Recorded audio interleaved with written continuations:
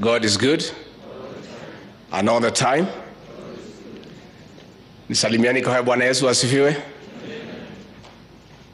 Your Excellency, we want to request a speaker in our assembly, very respectfully, not to incite our women who have insurance to get funny ideas. Because I don't know how appropriate that speech was all about. Luckily for me, mine is pastor. I don't think it means.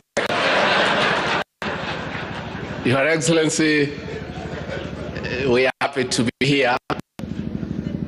And for those probably who doubt my faith, because I don't have a baptism name, I was actually baptized. My name is Geoffrey.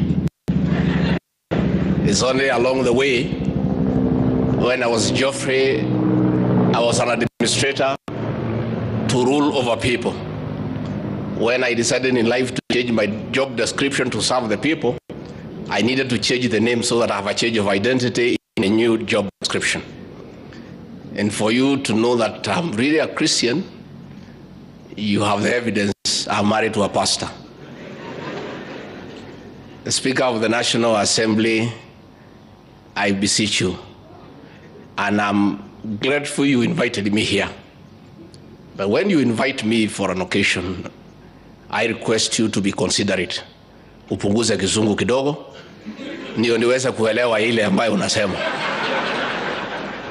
Your Excellency, the theme of reconciling with God and men could not be more appropriate for our country. I want to give a testimony that the President, on ascending to the high office, has led this country in forgiveness and reconciliation. Most of us who work around him had great difficulties with that approach. But along the way, he has persuaded us, and we are now aligned that reconciliation is the way to go for the betterment of this country. The President has exercised magnanimity in victory against the expectations of many people who witnessed the persecution that he was subjected to, the harassment, the intimidation, had expected him to go hammer and tongs for his tormentors and persecutors.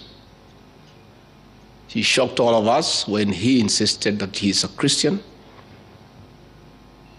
and the Bible has taught him that forgiveness is a calling from God, and he decided to lead this country by giving leadership in forgiveness and matters reconciliation. His first appointment on being sworn in as president, he shocked all of us. His first appointment was to a man who had made it difficult for him to rise to the presidency. But he was forgiving, he was magnanimous, and that was it. Many people would have expected by now that all those who stood in his path to leadership would be dealt with the way his people are being dealt with.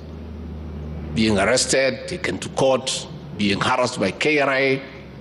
But the president decided, in accordance with the teachings of the Bible, that we need to reconcile this nation. And that is why we have a peaceful country.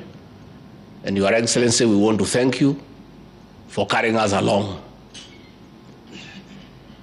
One example, it may look small, but it was very inspiring to those of us who work with the president. The last prayer breakfast here was a very toxic affair, full of tension and hatred. The president today, who was deputy president, could not sit on the same table with his boss.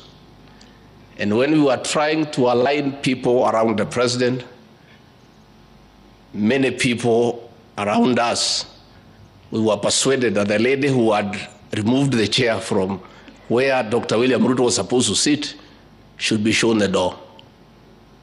And when the president came to learn of it, he said, no, we must reconcile with the reality that is behind us. That lady who was in protocol should remain there and be promoted. And as we speak today, she works around the president. Again, when the president and his family and their belongings were thrown out of the official residence of the deputy president in Mombasa, most of us were persuaded that those who had participated in throwing out his belongings should be shown the door. Again, he insisted that should not be the case. So what I'm trying to say is that the new administration is one that is persuaded that we need to reconcile the country. And therefore, we want to plead and persuade all leaders also to reconcile with the truth and the reality. Because even as we reconcile with God and men, we also need to reconcile with the truth. The truth of the matter is that William Ruto is the President of the Republic of Kenya. Let everybody also, as we reconcile with God and with men, start by reconciling with the truth. I was very impressed the other day to see the women rep of Nairobi, Honorable Pasaris, reconciling with the truth in Nairobi that 70% of the people she leads live in the slums. And it would not be wise for her as a leader to oppose a program that is going to remove the people she leads from the slums to dignity. We are therefore asking everybody, as we reconcile with God and with men, let us also reconcile with truth and reality. Your Excellency, when we were seated there, you were a bit concerned ya kwamba hawa waliongea hapa wameumiza Kimani Ichungwah kidogo. But Your Excellency, you and I also need to reconcile with Kimani Ichungwah because he has not been very nice to us. You know, Kimani Ichungwah was in Alliance High School.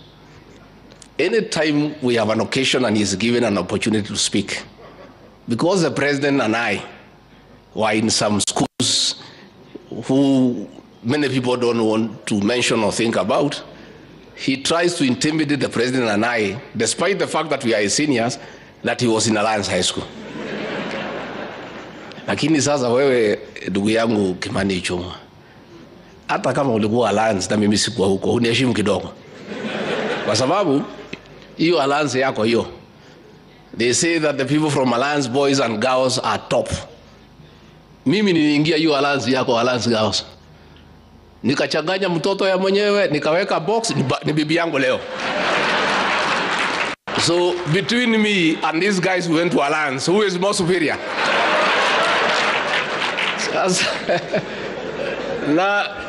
na sikuweka a box peke yake for the last 35 years, ako kwa hiyo box. Finally, Your Excellency, before I call you, I want to commend the choir, ile ya Osoro. So Osoro na hiyo timu yako, tukimaliza munione nyuma ya hema. But not the bigger team, that one hiyo bado.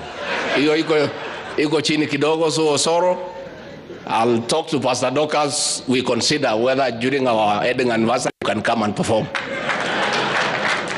Lakini mjumbe wetu moja hapo alikuwa anaitwa Kagushia, ameniangusha. Alikuwa hana uniform. Mimi najua uchaguzi ulikuwa ngumu, lakini hujaishiwa hiyo kiasi. So wewe unione mwisho wa mwezi nikupange uniform so that you don't embarrass the people of Nyeri. So Your Excellency, we are happy today. It's a happy moment for the country with the era of reconciliation and forgiveness that you have led us as our leader. And all of us are persuaded and we want to move to that direction.